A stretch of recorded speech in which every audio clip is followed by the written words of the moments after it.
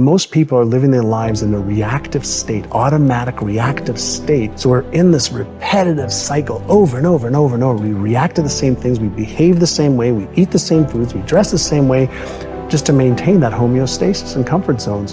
And we've never been taught. Like when were we taught it as kids? Like, here are your 6 core emotions.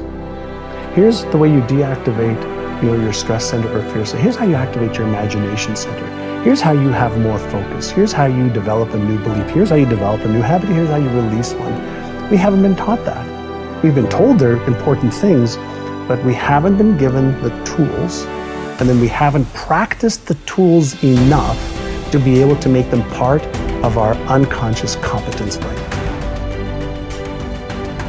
Let's say you've been ill long enough, you've had health problems long enough, and you say, that's it, that's over.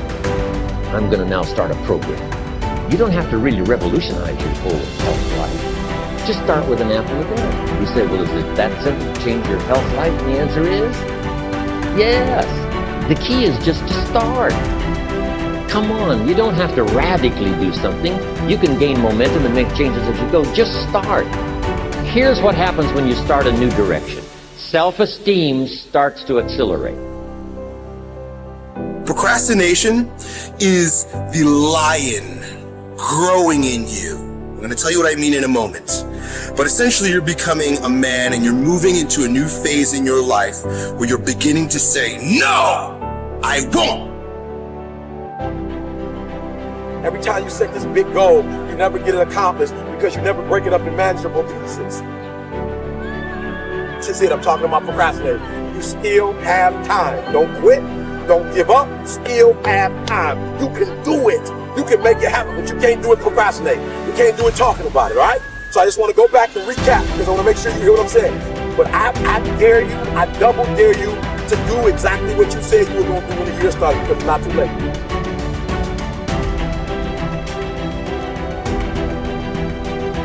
You may be neck deep in what seems to be a catastrophic storm of chaos, but I pray that in this moment, you will find the calm, the peace, the hope, the faith, the courage, the expectancy you need to live and not die, to move up and not stay where you are.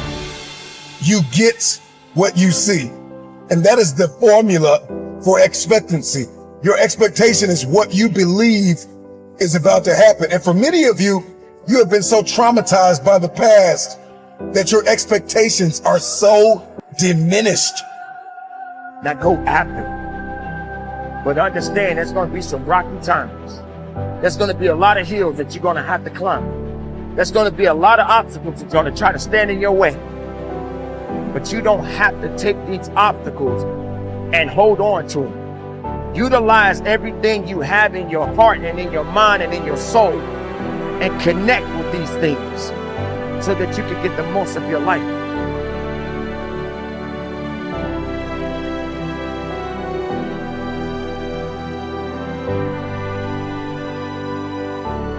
To sustain motivation, you have to do 2 things you probably already know. First, you have to focus. Now, before you turn off the video or go to the next one, listen to this. A lot of people have that initial desire, but they don't look at their goals every single day. They don't revisit every single, let's say, Sunday and say, how did I do this week? How did I do in my health, in my relationships, in my career? How did I do with my finances? How did I do with any other goals that I set up? You have to have that daily discipline to look and focus on what you're doing, and that weekly review. You also have to have the ability to avoid distractions.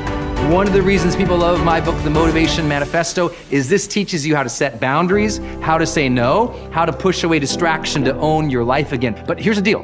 When you're focusing on something and you're really dialing in, it also brings your full presence into something, so you perform at higher levels. The second thing you need, outside of focus, is sane motivation, is everyday effort. It's the reason you have to set up habits. It's the reason you have to have a daily routine, a morning routine. It's the reason you have to make sure you have a checklist of to-dos each day. I know that sounds so basic, but here's the funny thing.